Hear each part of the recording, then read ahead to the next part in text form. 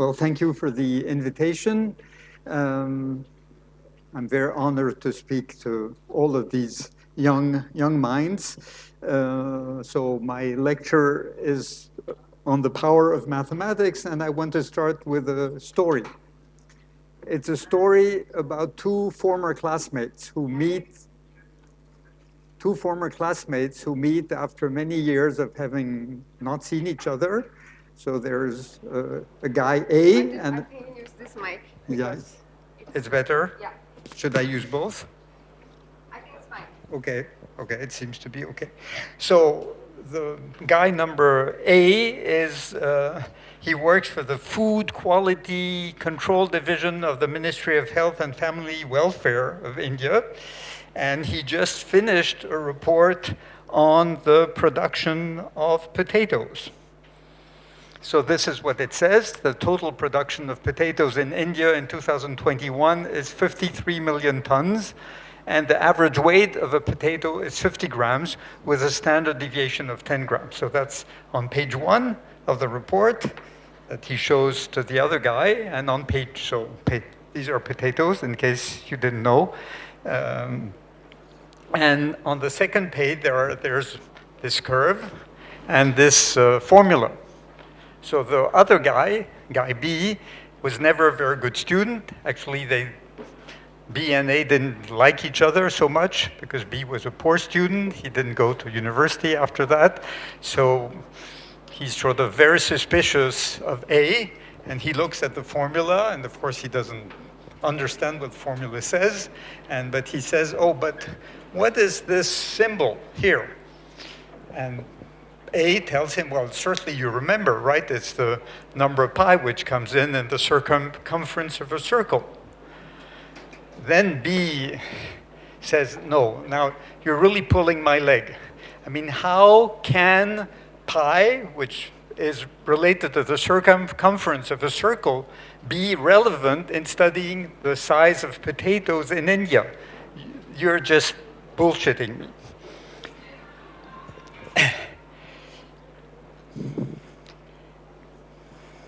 Okay, so before I go on, I want to remind you something about pi. Of course, you learned about pi in elementary school. You know this formula, right?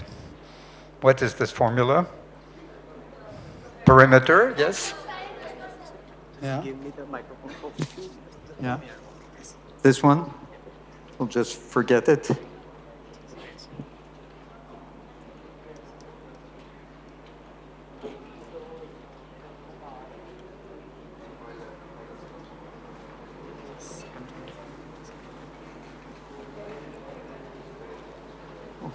Okay.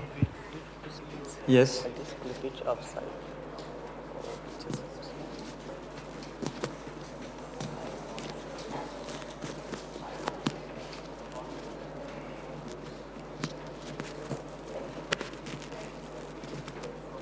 Few seconds.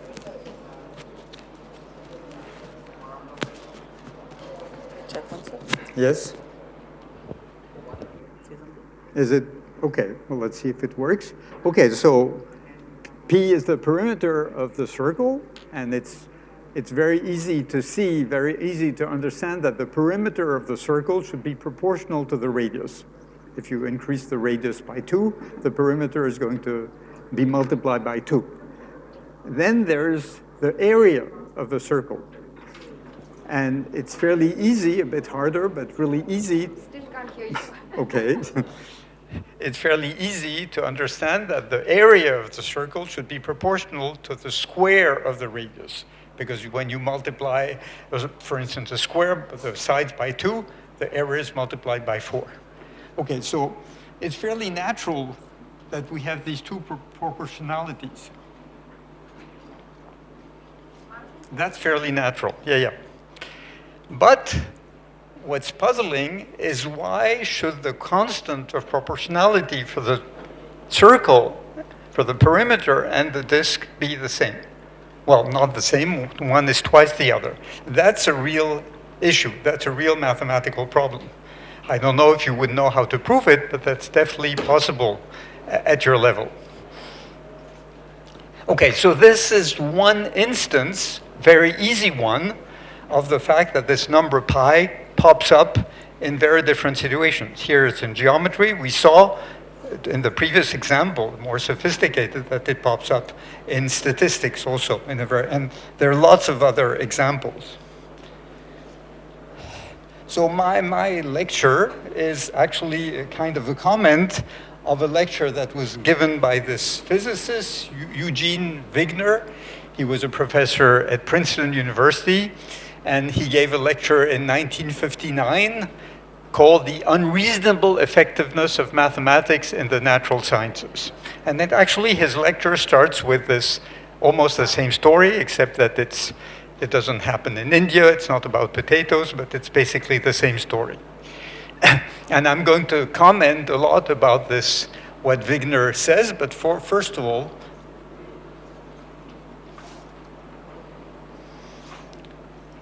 I speak about the power of mathematics, but the point of this lecture is not to speak about the power of mathematics. It's how mathematics will make you powerful, and I took 2 examples. So, yeah, mathematics will make you powerful like these superheroes. So before I go on, I should tell you who this Eugene Wigner is. So that's his picture.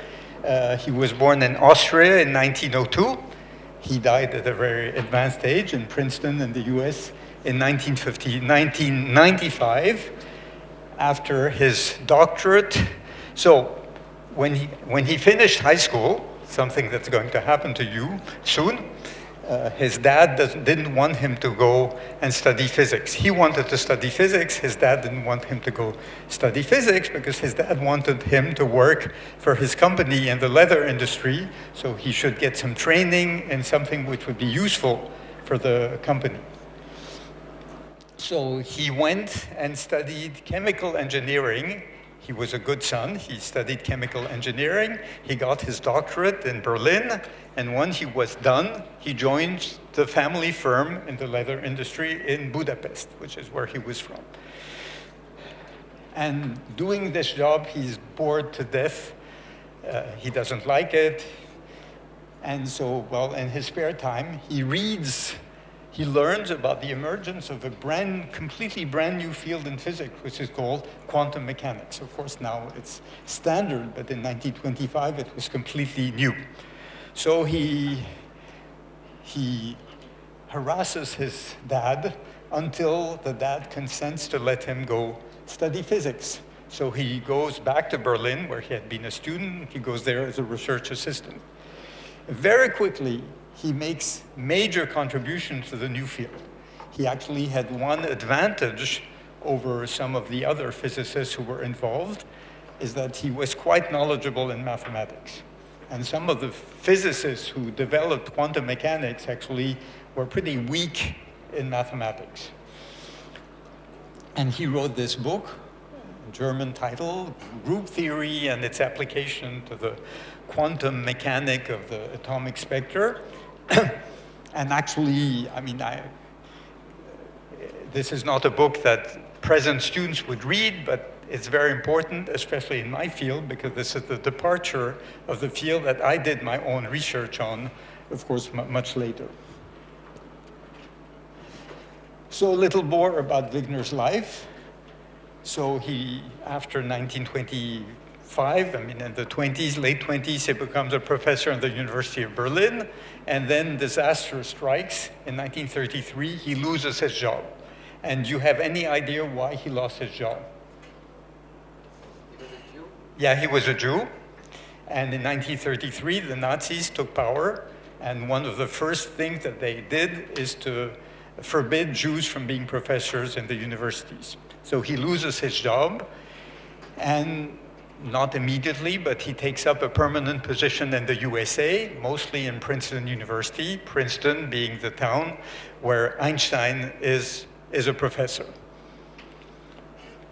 During World War II, he is involved in the Manhattan Project. So does anyone know what the Manhattan Project is? Huh? You know? Huh? Los Alamos? Atom bomb, yeah.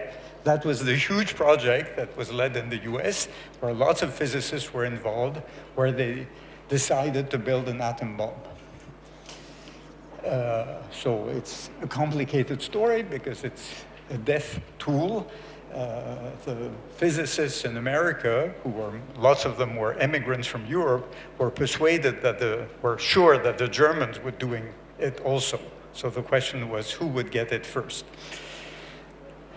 He got the Nobel Prize in 1963 for his many contributions, major contributions in physics, in theoretical physics. This is a list of the concepts which are owed to Wigner.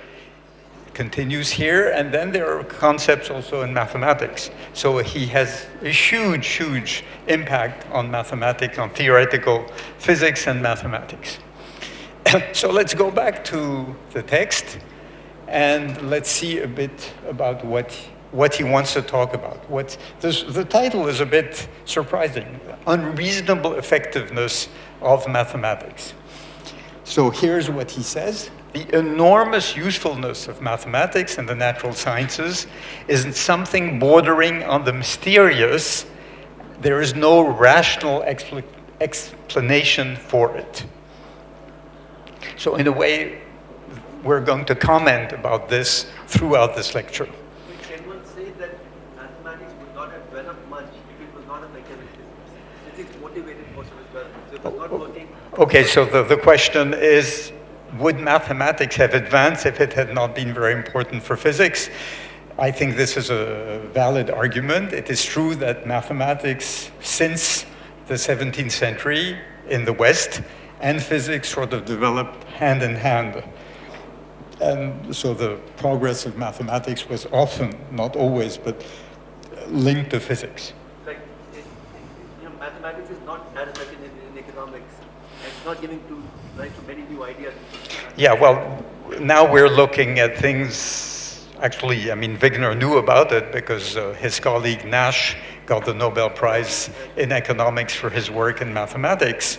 So, but he's a physicist, he focuses on the relationship with physics. I'll comment about.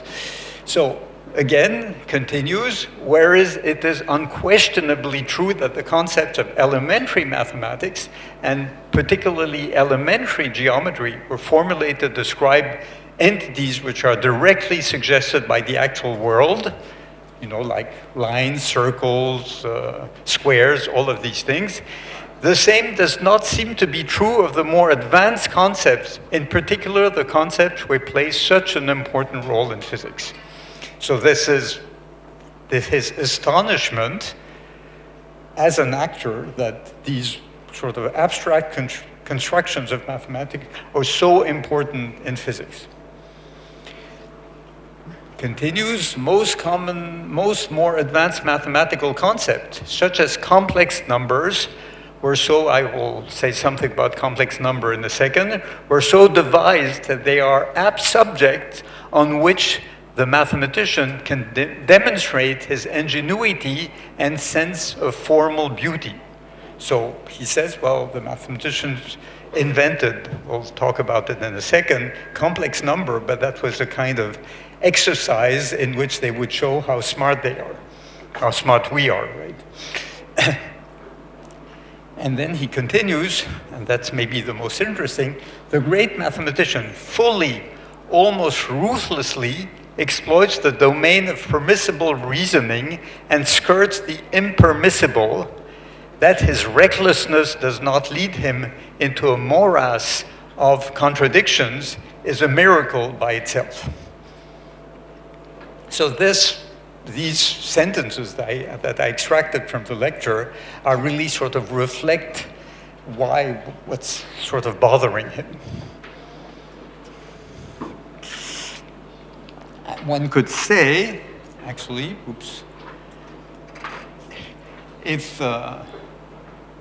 Wigner had not been a European born in 1902 and writing when he was almost 60 years old, if he had been an American teenager or maybe an Indian teenager, he would say, this is awesome, right? He feels that what he experienced and where he did play a role is completely awesome. So, the quadratic equation. I imagine that all of you know the quadratic equation, ax squared plus bx plus c.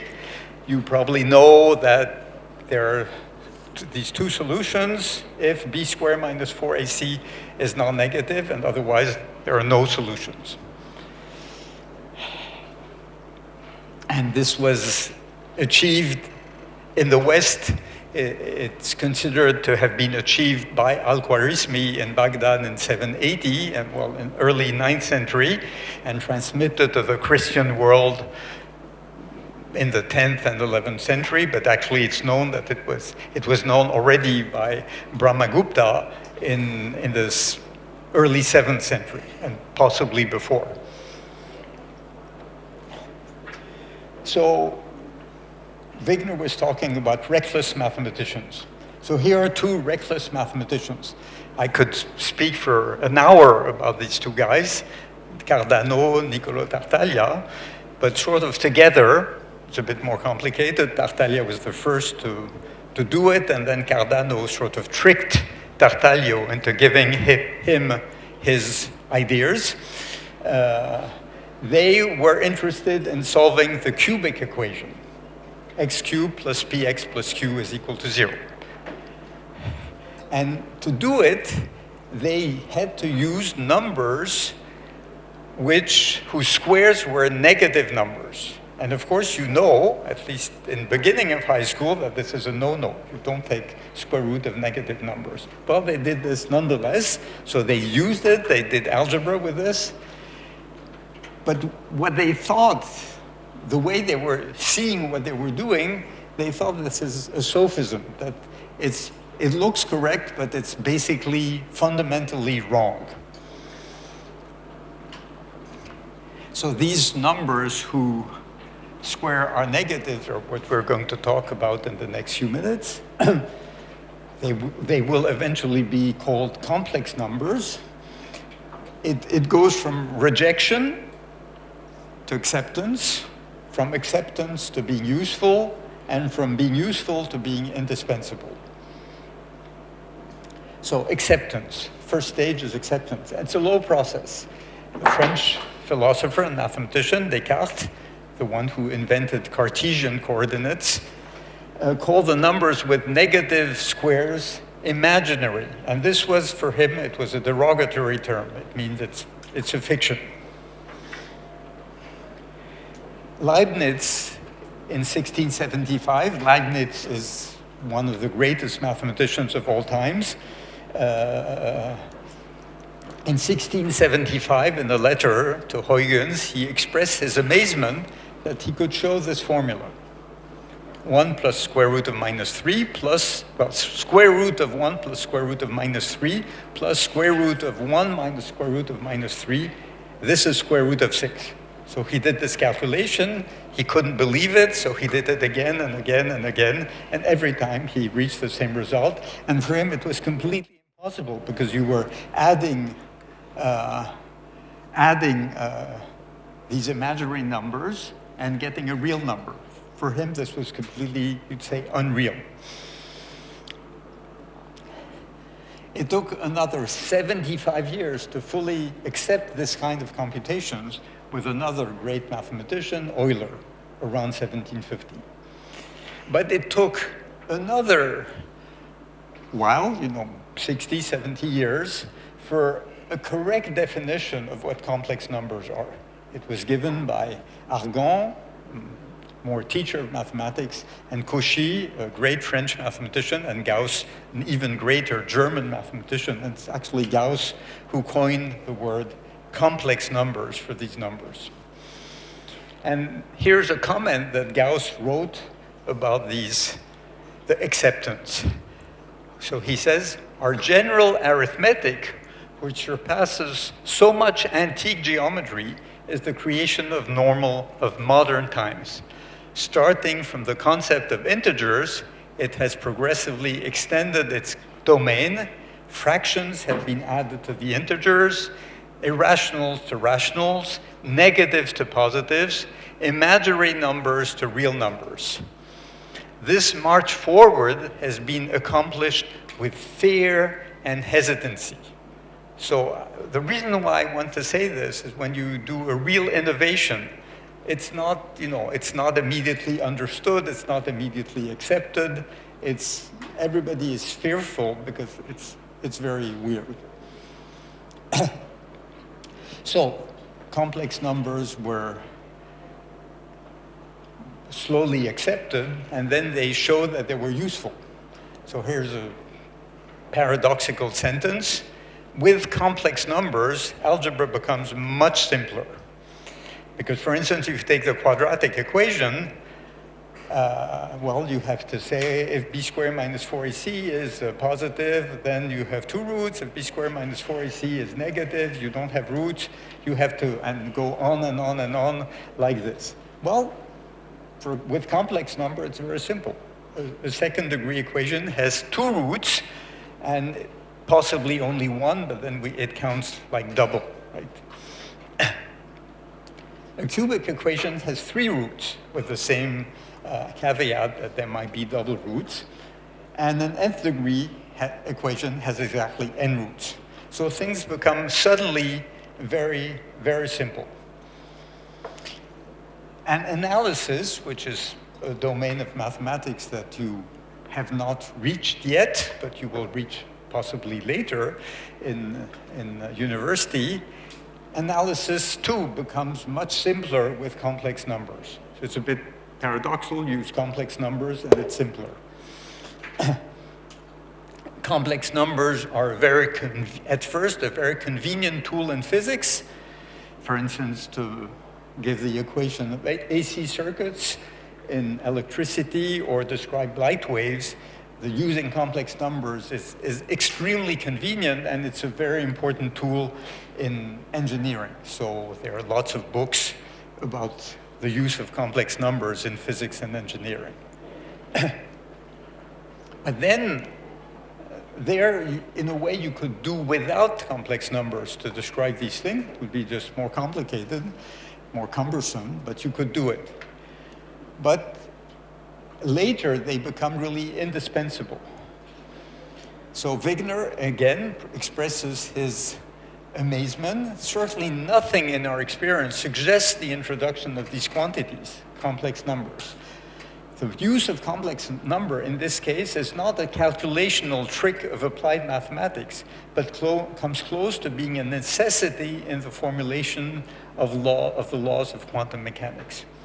And actually, I read just a year or two ago some physicists who tried to convince themselves that actually you could do without complex numbers, made an experiment which showed that you just couldn't do it, that it's sort of intrinsic. So this is really, really strange, because complex numbers are something that was invented by the mind, and why should it apply to physics is very mysterious. So obviously, I need to reflect and say something about the role of mathematics in physics.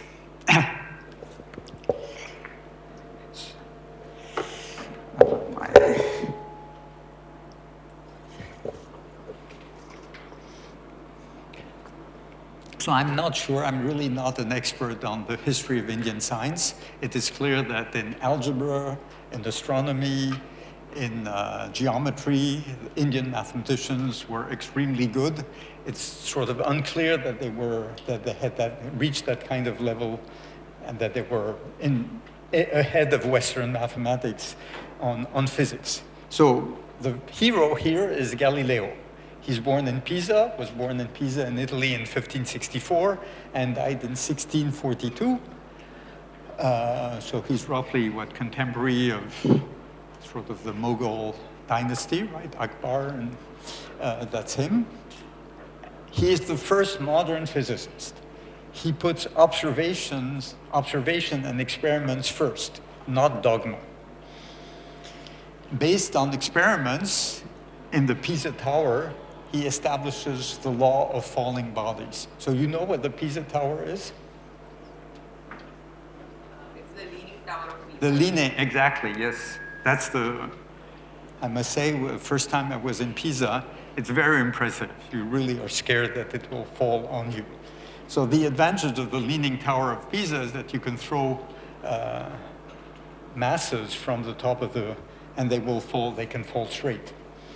So he did this experiment. He threw out a heavier mass and a lighter mass and observed that they landed at the same time, which was completely contrary to what was taught and completely what was contrary to what people theorized. This could not be the thing, but actually he just did it.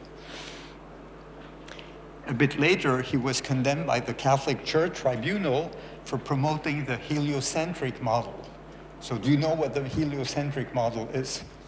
Yeah. Yes? So essentially, he proposed that the sun was the center of the universe. Excuse me, speak a bit louder. He proposed that the sun was the center, but they at that time believed that Earth was the center. Yeah, actually, okay, so the heliocentric model indeed is claiming that the sun is in the center of the solar system and that all planets revolve around the sun. It was completely contrary to the Catholic dogma, because in the Catholic dogma, God had created Earth and then had created man and woman on Earth, so it had to be in the center.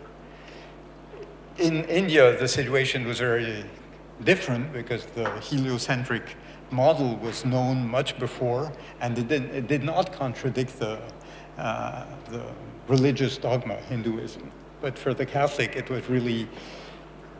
So he was condemned, and he spent the last 10, 12 years of his life in jail. Well, you wouldn't say jail, it was a forced residence. He couldn't go out. So he really suffered because he didn't want, because he did something which was, of course, true scientifically, but which was contrary to the religious dogma. But Galileo is a hero for mathematicians because he's also the first one who explained that mathematics is indispensable for physics. He says the book of nature is written in mathematical language, and the symbols are triangles, circles, and other geometrical figures, without whose help it is impossible to comprehend a single word of it, without which one wanders in vain through a dark labyrinth. So the departure of modern physics connected to mathematics, at least in the Western world, it starts here.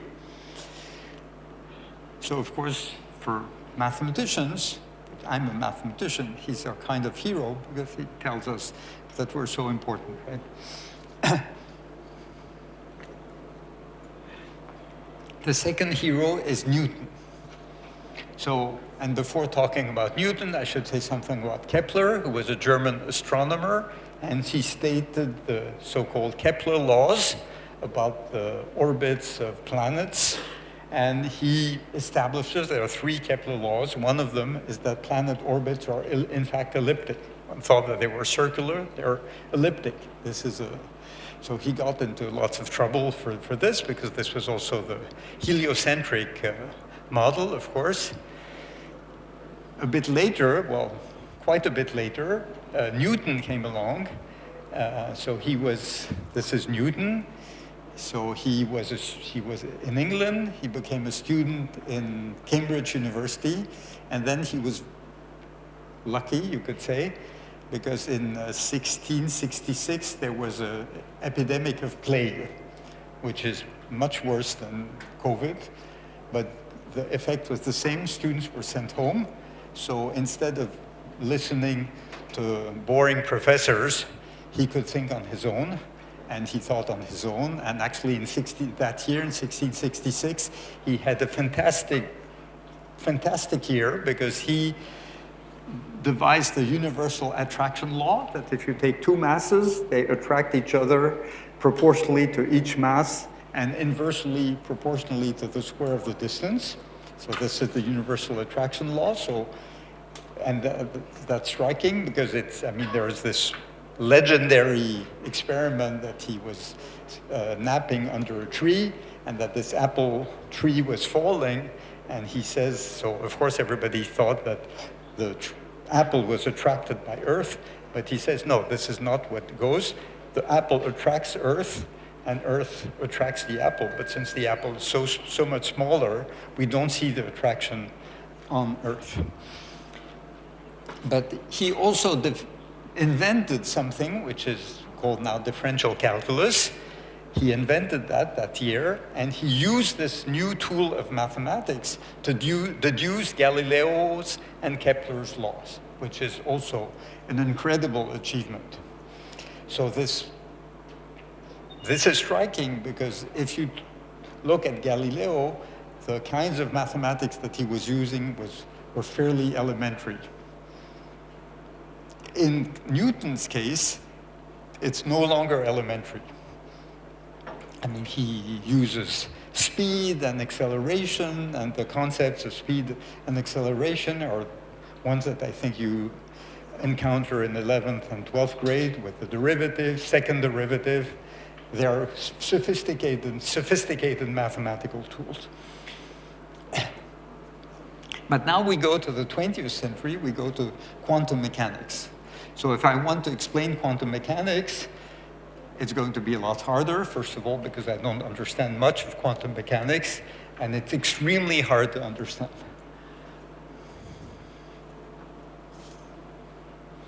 So early 20th century, there were some experiments being made, and these experiments showed that classical mechanics does not apply to small-scale phenomenons at the level of atoms.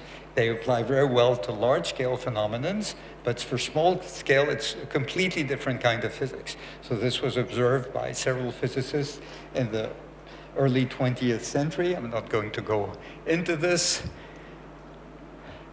A bit later, between 1925 and 1927, a complete theory was developed by Heisenberg, German, Max Born, also German, Jordan, also German, Schrödinger, Austrian, Dirac, who was British, and also Wigner, who is from Budapest, who was Hungarian.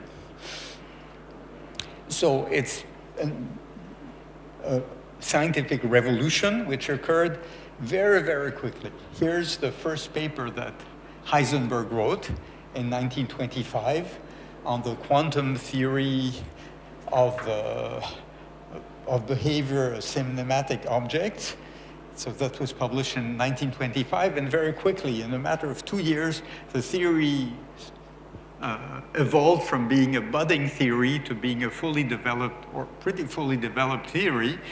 What is striking is that when Heisenberg started, he did some calculations which turned out to be calculations about matrices, but Heisenberg didn't know about matrices. So he did some calculations, and then some other guys told him, oh, but what you're doing is matrices, and mathematicians know something about matrices. Wigner had an advantage that he had a fairly strong training in mathematics, so he was able to make advances very, very quickly. So quantum mechanics has a huge impact on science and technology. You wouldn't have lasers without quantum mechanics. You wouldn't have transistors, semiconductors, or MRI without quantum mechanics. You wouldn't have flash memory chips without quantum mechanics. So a lot of our modern technology is based on quantum mechanics. Quantum computing, which is sort of the next revolution in computer science, is also, well, the word is there, quantum. It's based on quantum mechanics. We don't know if it will really works, but we think that it will work, and this is based on quantum mechanics. What's striking is that actually quantum mechanics is also relevant in the life sciences, like on biological systems, particularly photosynthesis. So it's not just things which are directly related to physics, but also lots of natural phenomena. Now, if I want to say something about the mathematical formalism of quantum mechanics, then it's going to be hard because it uses very, very advanced mathematics. It uses mathematics which are certainly not studied in the first 3 years of university, perhaps in the 4th year, more in the 5th year. So I'm going to give the words, but don't be intimidated. You are not supposed to understand the words. So an isolated physical system is a separable, infinite-dimensional, complex Hilbert space. A quantum state of the system is a vector in this space, up to multiplication by a complex number of modulus 1. And observable, even more complicated, is a Hermitian operator, and a measurement is of a physical quantity is a spectral value of U. So in order just to understand these words, you have to take a class on functional analysis, which is really not taught before the 4th year or 5th year of university. So this is, in a way, what's very striking, is striking about quantum mechanics in general, but is striking about, is there an echo, or do I hear an echo? Is it okay for you? If it's okay for you, that's fine. Is that these tools of physics are extremely sophisticated tools, mathematical tools which are useful, are extremely sophisticated, and actually, when people started doing this, they didn't know the tools. They had been developed a bit earlier by mathematicians, but the physicists really didn't know how it was working. So again, Wigner, the miracle of the appropriateness of the language of mathematics for the formulation of the laws of physics is a wonderful gift which we neither understand nor deserve. We should be grateful for it and hope that it will remain valid in future research. Yes? So, now we are a little confused in marrying quantum physics with theory of relativity. Is it because certain amount of maths is missing? We need a new math which we don't have, which makes us understand things better? Yeah. I mean, this is a frontier of physics, right? Reconciling general relativity and quantum physics, and this is what the theoretical physicists are working on, but I don't think they're well, I'm sure they think that they're getting somewhere, but it's the progress, let's say, is small. So the good thing, right, is that You're saying here that if complex analysis, all of this was not there, then our understanding of quantum systems would not have progressed very far. it is clear that the complex analysis part is completely indispensable to understand. It just would not work. They tried, actually, to remove the complex thing, because you can try, and there was an experiments made just very recently showing that it just doesn't work. The phenomena are really complex in nature, and since complex number are a fiction developed by mathematicians, why something which is a fiction developed by mathematicians is useful for real physics is a mystery, and it's a miracle. So the question now is, oh, sure.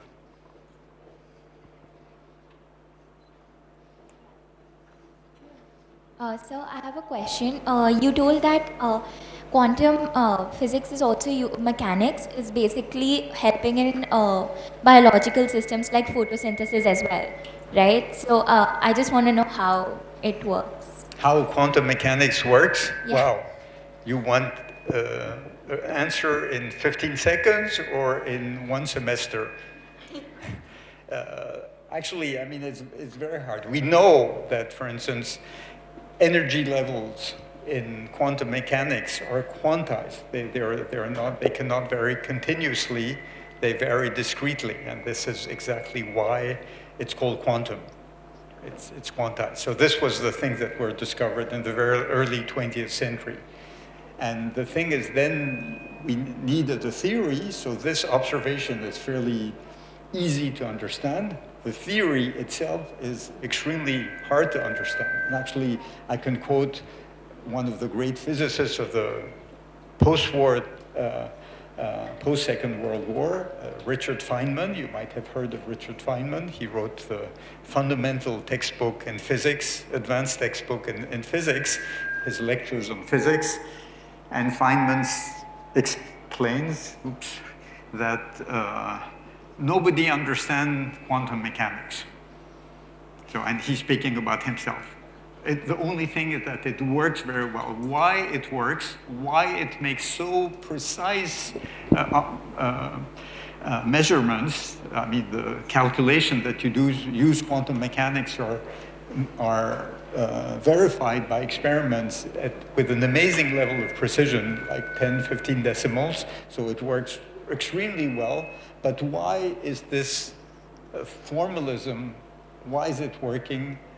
Nobody really knows. It's working. I mean, actually, Einstein was sort of against quantum mechanics. I mean, he said that he didn't believe that one aspect of quantum mechanics, which is the probabilistic aspect of quantum mechanics, he says God does not play with dices. So he didn't like it. I mean, of course, he was interacting with these people all the time, but he didn't really like it. Yes? Sir, I have a question actually. Oh, Can I yeah, ask, here. please? Okay, sir, so what's the threshold for the breakdown of normal physics? Really sorry about that. So I'll just repeat, what's the threshold for the breakdown of normal physics? Maybe I should leave the microphone. At what point does normal physics break down and quantum mechanics start? At what point does something become too... I'll just not speak with the mic. At what point does something become too small for normal physics to stop working? Because at the end, everything is made up of the same thing, just in different arrangement, quarks and stuff. Yeah. So why do certain laws apply to the collective and not to the individual? Well, because when you do the collective, you take averages. So when you average over a gazillion atoms, the situation becomes very, very different, right? So for instance, I mean, nobody knows where you're going to go for lunch. It's your decision. But on the average, if you take kids your age, you will all have lunch. Yeah, I should. I'm not allowed to come here. So there are things that for which you can make very precise predictions at the macro level, because you average over lots of molecules, and that you cannot predict at the micro level. I mean, there's a good example. I mean, we know that gas, like air here, is made of molecules. So there's oxygen, nitrogen mostly, a bit of water. It's in theory completely possible that all the molecules will concentrate over there, and that all of us will die being asphyxiated, and only the 4 or 5 people in the back over there will survive. It's possible. But the probability of this happening is so small that we can safely stay here in this room and think that we will survive.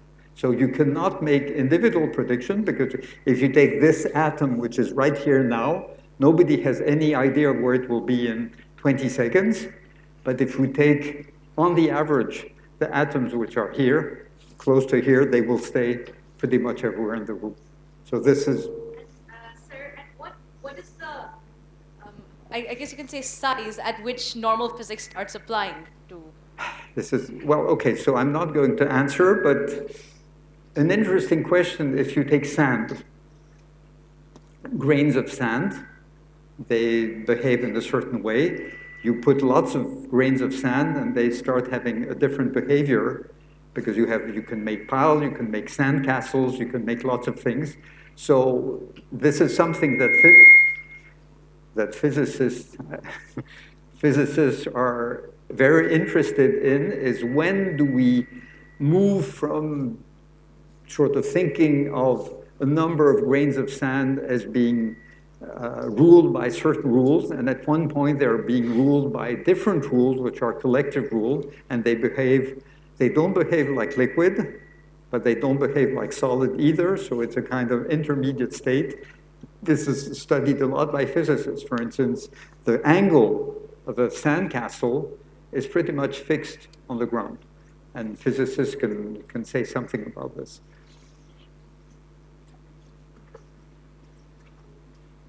Good afternoon, sir. I had actually 2 questions. One question was that Kepler used one law to calculate the distance between the Earth and other stars, and he used that using trigonometry to measure the distance between our star, the Sun, and the Earth. So how could he at that time measure such long distances where even modern physicists could only do so when they used a long-range telescope in Mexico or California? Okay, that's a very good question, and actually it's sort of remarkable because Kepler, I mean, if Kepler wanted to submit his papers today, they would not be accepted because the evidence that he brought to confirm what he did was really very scanty. So he was able to make, in a way, very, very few observations, mostly on Mars, and say, well, I make these observations and I believe that they're universally true.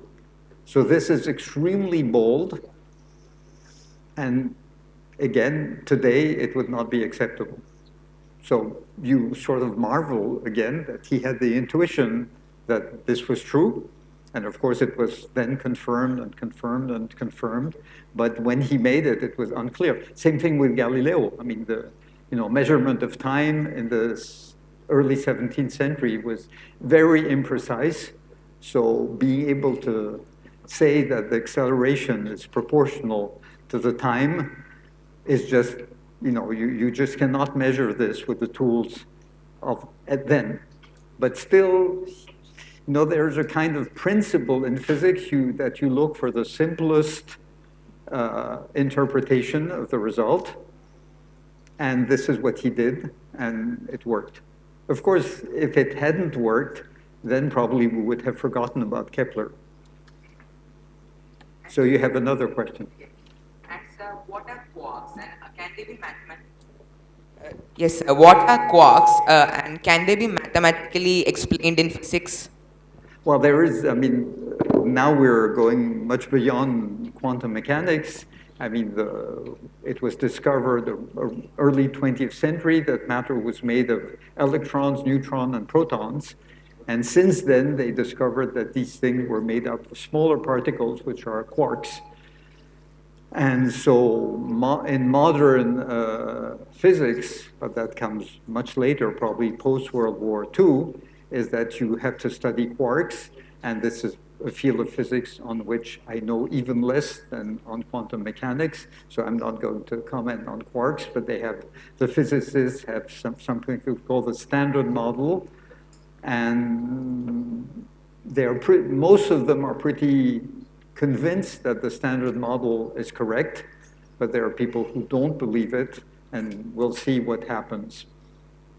We'll see what happens in the future. Maybe not in my time, but maybe if you're a physicist, a big physicist 40 years from now, you will have disproved the standard model and you will be receiving the Nobel Prize in Stockholm for having disproved the standard model. Might be the case. Yes?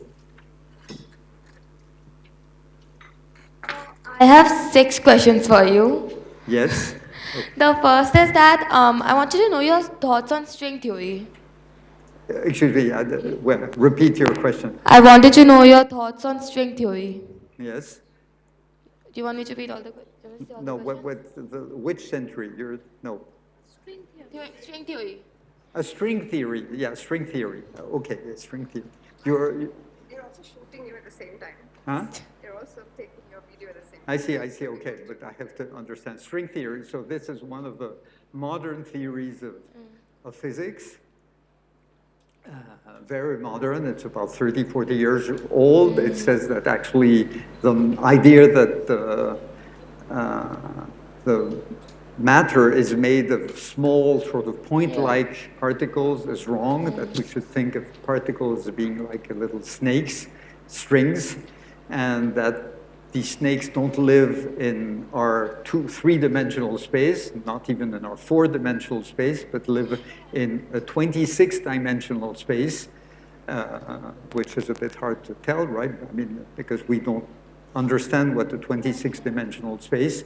So this is, this is the, most modern aspects of theoretical physics in the last 30, 40 years. So this goes one step beyond quantum mechanics. It does not invalidate quantum mechanics, but it sort of perfects quantum mechanics. But I'm not going to be able to teach you about string theory. Sir, also, can you please explain quantum computing?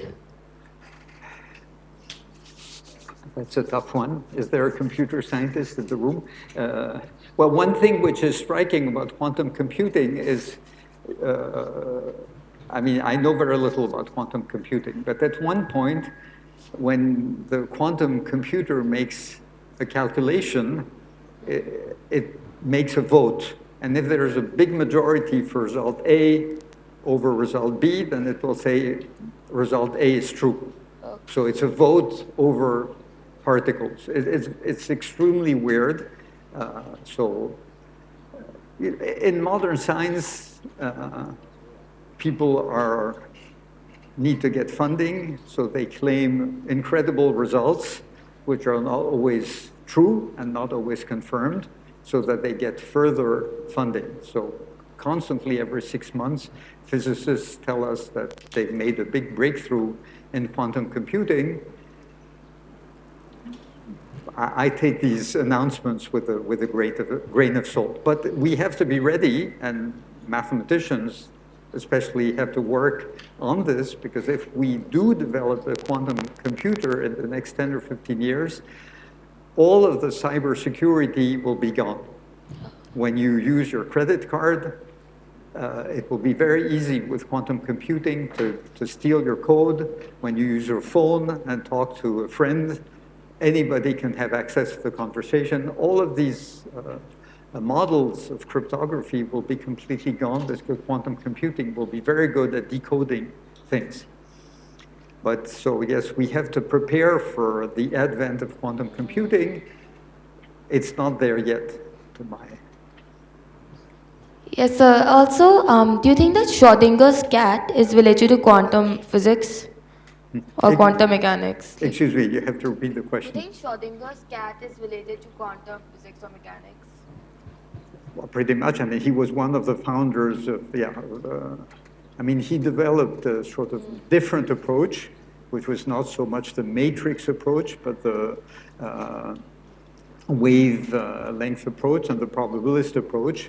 But all of these people were discussing among each other in the mid-20s constantly. So they had different theories, but actually it's known that these different theories, there is a kind of dictionary.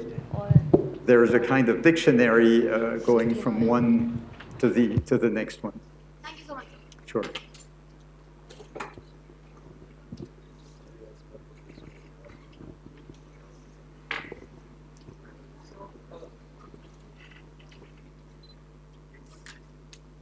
Am I allowed to be here? That's fine. Okay. How can you prove a theorem or a formula in physics? Because in maths, you can just use pre-existing knowledge to make new formulae. So how can you do that in physics? Well, I mean, when you do physics, it's a different kind of activity. I mean, when you do physics, when you do theoretical physics, you will do mathematical computations.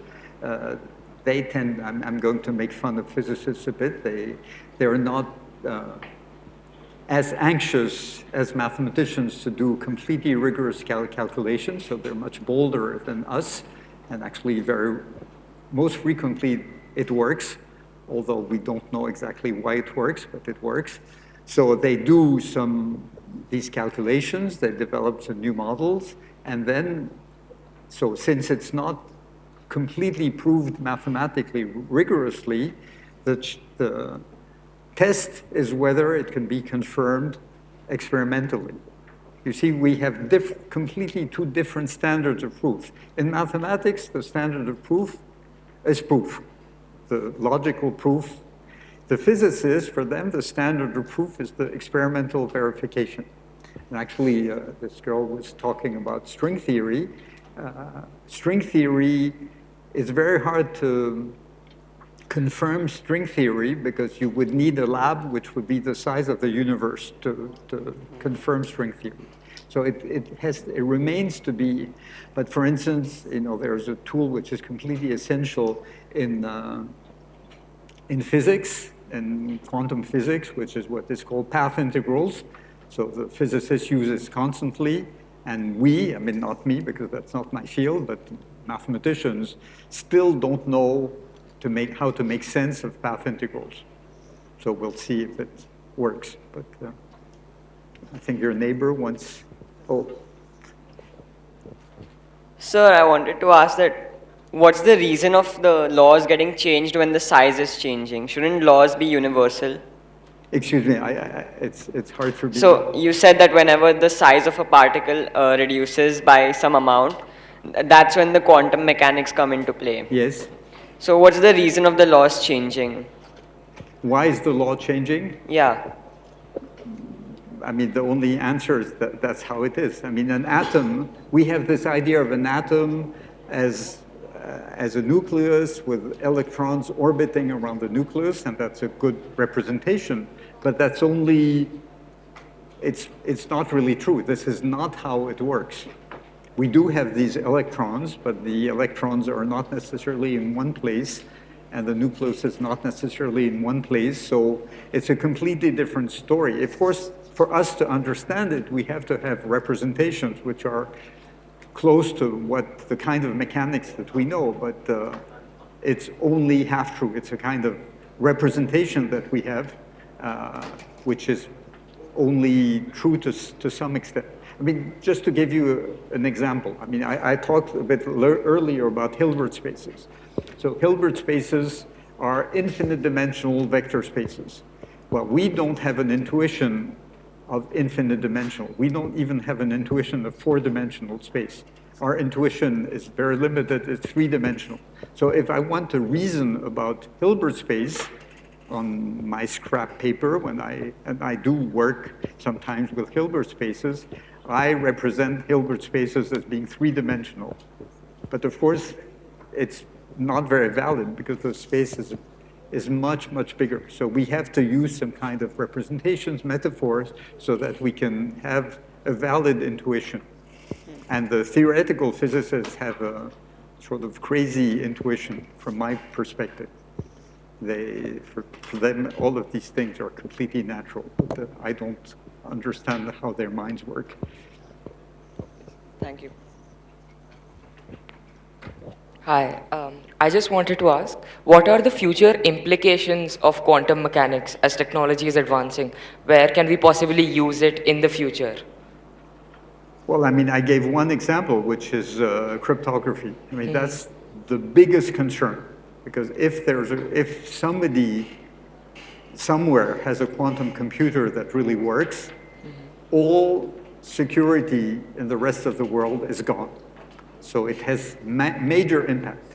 It means the person or the group or the country which has control, understands, has powerful quantum computers, basically controls the world, and they can destroy the rest of the world instantly by breaking communication between computers. They can have access to any data in any hospital in the world. So the consequences are really absolutely huge. So of course, we know that there's hackers. So before quantum computers, there are risks, security risks, cybersecurity risks. But if we go to quantum computer, then it's a completely different ballgame. So cryptographers, who are half mathematicians and half computer scientists, they work a lot on what they call post-quantum cryptography, which is cryptography which will not be breakable by quantum computers. So I was just about to say that wouldn't that already counter the action? He stated that I was just about to state that post-quantum cryptography would have been the counter system for dealing with quantum computers. So it's a real, this Yes, is sir. a real risk. We don't know when it's going to happen, but it's likely that it's going to happen. In the next 5, 10, 15, 20 years, we don't know, but it should happen. Okay, so I should try to explain why. Oops, another question. Yeah. So I had a question. So you had mentioned in your slide that few years back, a lot of years back, that you had mentioned in your slides that a few years back, Cardano and Tartaglia solved the quadratic equation, and that allows them to open a new field of mathematics. Yes. Complex numbers. So do you think now that mathematics as a field is complete, or are there still new areas that we can expand? Well, I don't know exactly how many mathematicians there are in the world, but there are hundreds of thousands of mathematicians who prove theorems.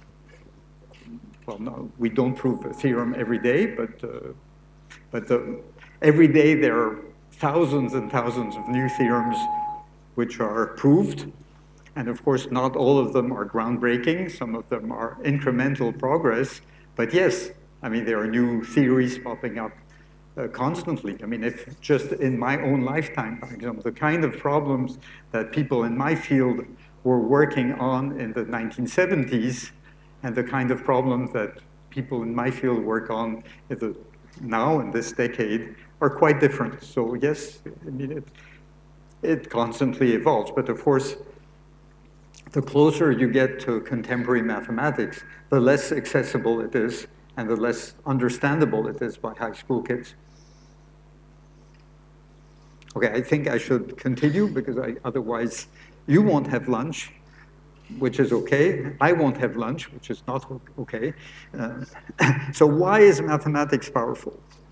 So I want to give a quote by a French mathematician of the late 19th, early 20th century. He wrote, "Mathematics is the art of giving the same name to two different things."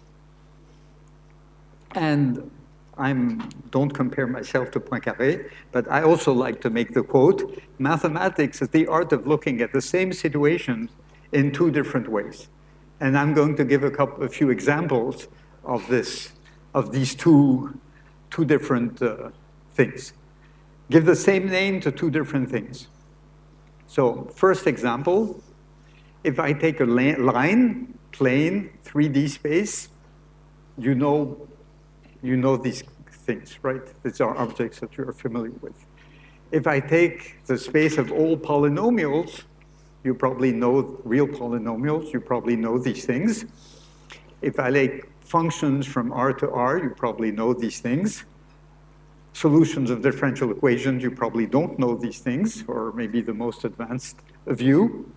Well, for us, they're all vector spaces. For some things, we don't have to make a difference between the 3D space, plane, a line, polynomials, functions. They're all vector spaces, which means that we can use concepts for geometry to analyze functions or polynomials. For instance, projection, the ordinary projection that you know very well, is a tool that we use constantly on studying functions. So this is really one example of giving the same name to sort of different things. Here's another example. I take the numbers 1, 2, and 3, and I want to arrange them in all different possible orders. So there are 6 ways. You can do 1, 2, 3, 1, 3, 2, 3, 2, 1, 2, 1, 3, 2, 3, 1, 3, 1, 2. Okay, there are 6 ways. It's very easy to see that there's only 6 ways of arranging 3 numbers. Now, if I look at an equilateral triangle, and if you look at all the geometric transformation which preserve the equilateral triangle, where there are also 6. You can do, there are 3 symmetries. This symmetry, this symmetry, this symmetry. Maybe I should also do it here. This symmetry, this symmetry, this symmetry. And then there are 2 rotations by 120 degrees, 240 degrees. And of course, 1 transformation is doing nothing. So there are 6. Well, actually, for a mathematician, these 2 things are exactly the same thing. We don't make a difference. They're both groups of order 6. And for us, it's the same thing. We can look at this group in 2 different ways. For us, it makes no difference. So 2 completely different objects, we look at them using the same words and the same concepts. Now, I want to look at the same situation from two different perspectives. So, now I'm a geometer. So this is in the plane, there's a point, there's a line, and I want to take the orthogonal projection of the point M on this line, so the orthogonal projection is H. Of course, you know that you can apply Pythagoras' theorem, so you know that mn squared is mh squared plus hn squared, hence mn is greater than mh unless n is equal to h. So you know that this point h is the point on the line which is the closest to m. And that's very interesting, that it's really the point on the line which is closest to m. Okay, now I change. I become an analyst. So analysis is something that you probably haven't encountered yet. But in analysis where we don't necessarily want to have exact results, we want to have approximations of exact results. So if I'm an analyst and I have this line and I have this point M and I want to find points on the line which are close to M, so I take my compass, I draw a circle, and any point which is here, right, is at a distance which is fairly close to M. But of course, so I'm happy, but it's maybe not good enough. I want to get a better result, so I do a smaller circle, and then I do a smaller circle, and then I do a smaller circle, and then I do a smaller circle, and I've continued this indefinitely, which is a bit hard to grasp, but imagine that you can do this indefinitely. In the end, you will reach all of these points, C, D, G, H, will reach the point H, which is the same point as before. So the approximations will, we say, converge to the exact answer. And of course, the H has the same property. It is the orthogonal projection. So we looked at this situation with completely different angles, but in the end, the result is the same. So this is, I think, a good example, elementary example of the kinds of things that you do in mathematics, which happens constantly. Well, orthogonal projection is very important because it minimizes distance, and it's completely crucial in statistics. And I think you had a lecture yesterday on AI, deep learning, learning models. It's the basic idea in these learning models.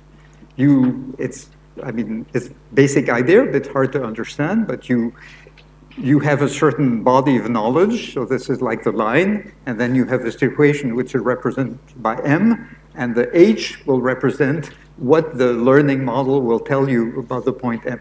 So it's really an orthogonal projection. Of course, you can imagine it's a lot more sophisticated, but the basic idea is this. So it's coming to an end. Let's say, what has changed since Wigner in 1959.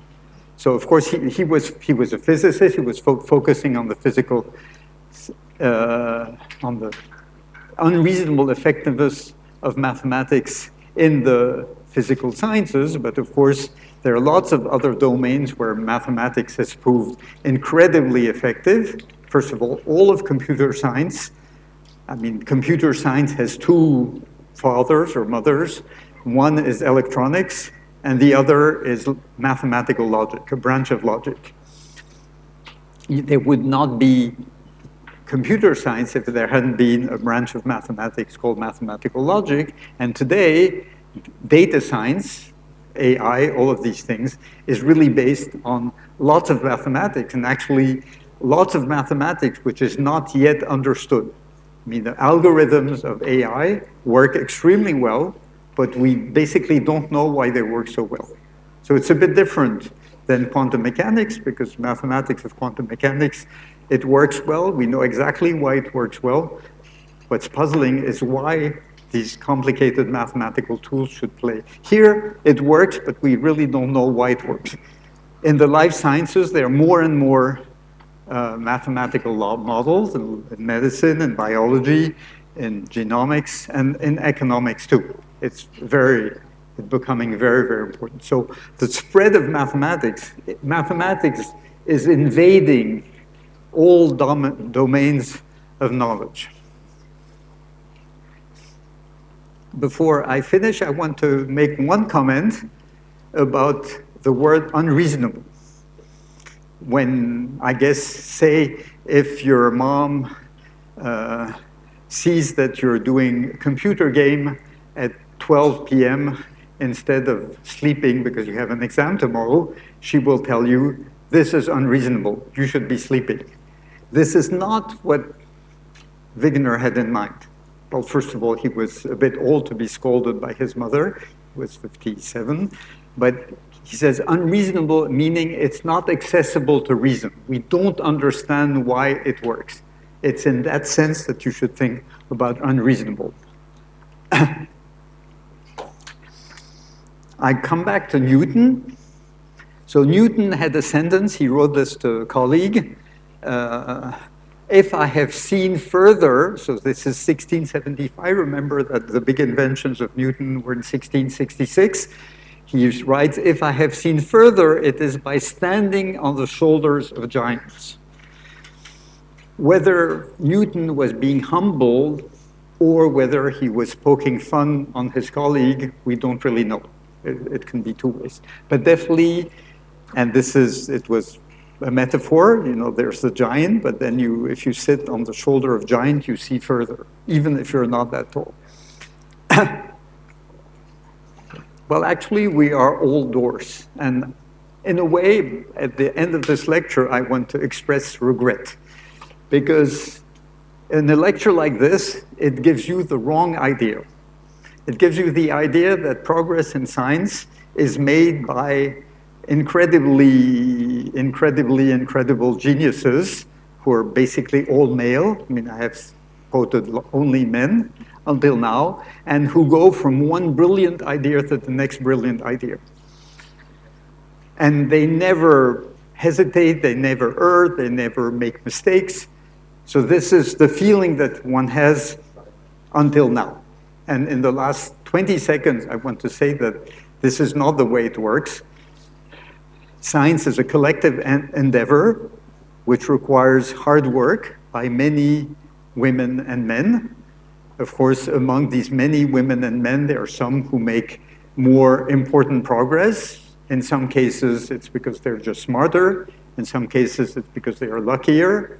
In some cases, because they're in the better environment, so they benefit from their environment. But it's basically a collective endeavor. Even the smartest alternate failures and success.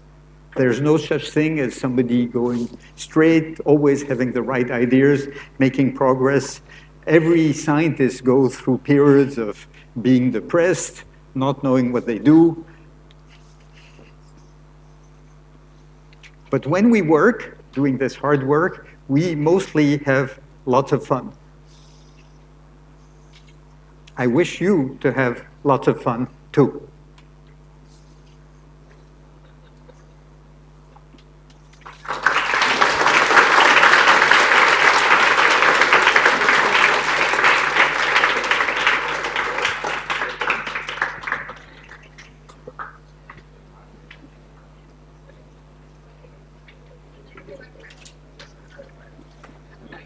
You had a slide where it said how mathematics will make you powerful. So what was that about?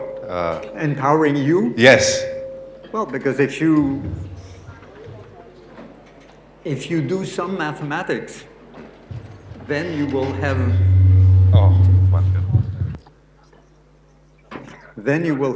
an extremely powerful tool in your hands that will let you handle lots of problems.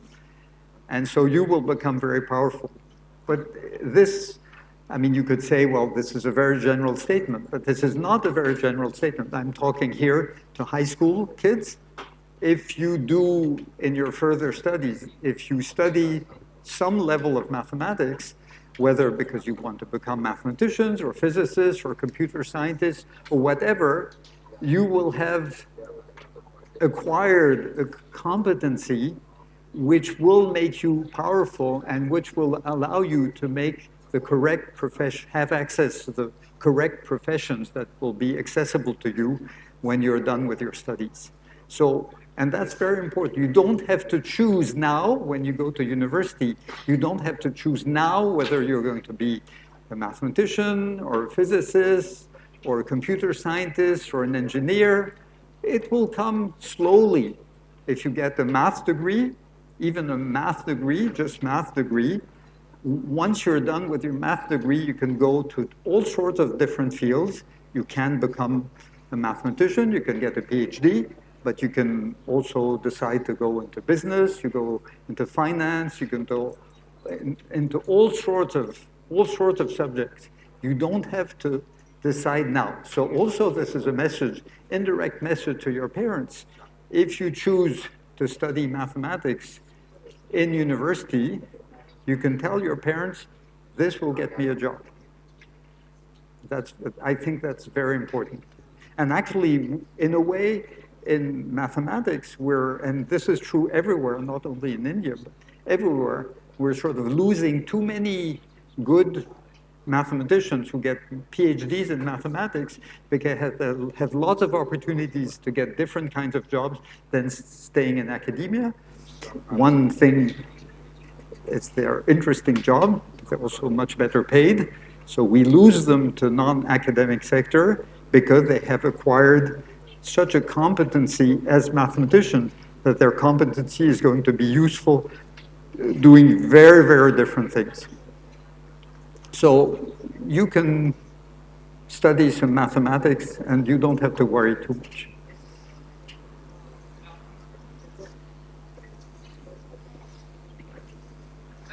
I recently read in an article that in some areas of science, physics actually works, but whereas math struggles to work.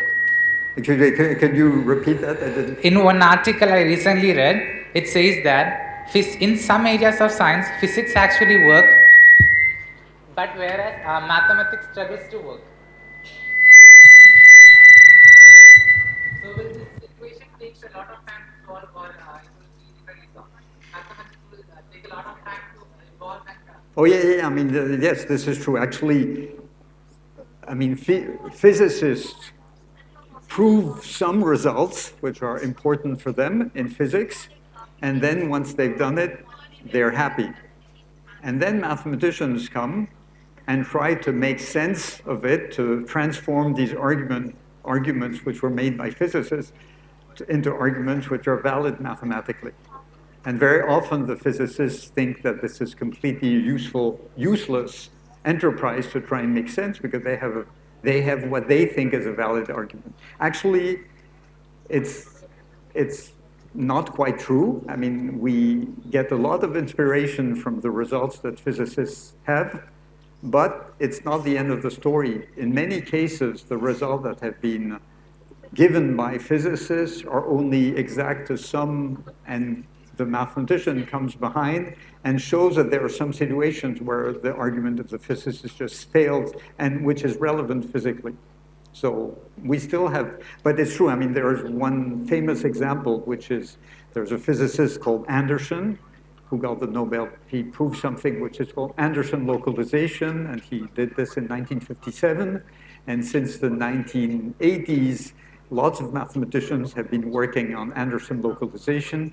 And basically, Anderson thought that this is just a useless activity. He just did not have any respect for the mathematicians who were doing this. But they were doing this anyway. The last question. because we all have to go and have lunch, and so does Martin. But he's around today, and I think you have his email address, so you can always contact him, ask your questions. I guess he will reply to you. You have my mail here. Yeah, that's his email ID that you can see. So a big hand of applause for Martin.